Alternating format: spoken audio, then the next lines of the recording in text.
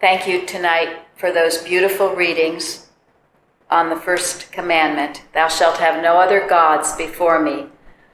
I was always I guess the word is interested in what Mrs. Eddy says, that she says this is her favorite text.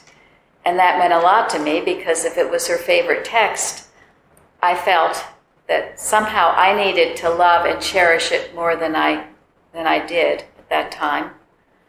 And I can remember coming upon the fact, because at that time I'd struggled a great deal with anxiety and fear.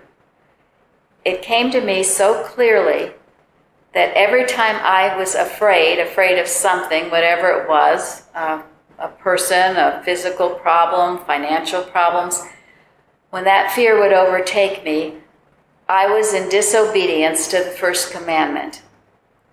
I believed that there was another God before the one God good.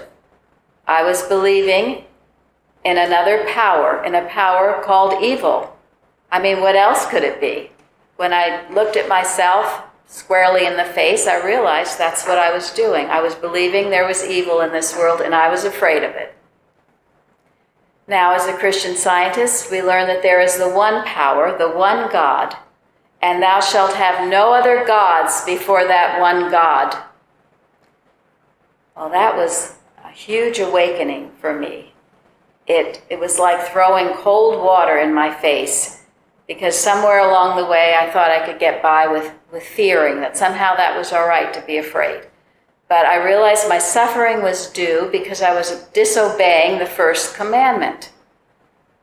So now, if ever I'm tempted to have any kind of a fear, I will ask myself, in what way, what am I thinking that has more power, that has any power, other than God good? And then I get to that belief and I destroy it. As that beautiful quote Florence read from the Blue Book, you cut its head off with the first commandment. You cut fear's head off with the first commandment. I've used that often. And in doing so, I found the greatest sense of relief and joy and the diminishing of this fear that had run my life for so long. I am so grateful to dear Mrs. Eddy and the truths that she gives us in her textbook, Science and Health with Key to the Scripture, which she bases on the Bible.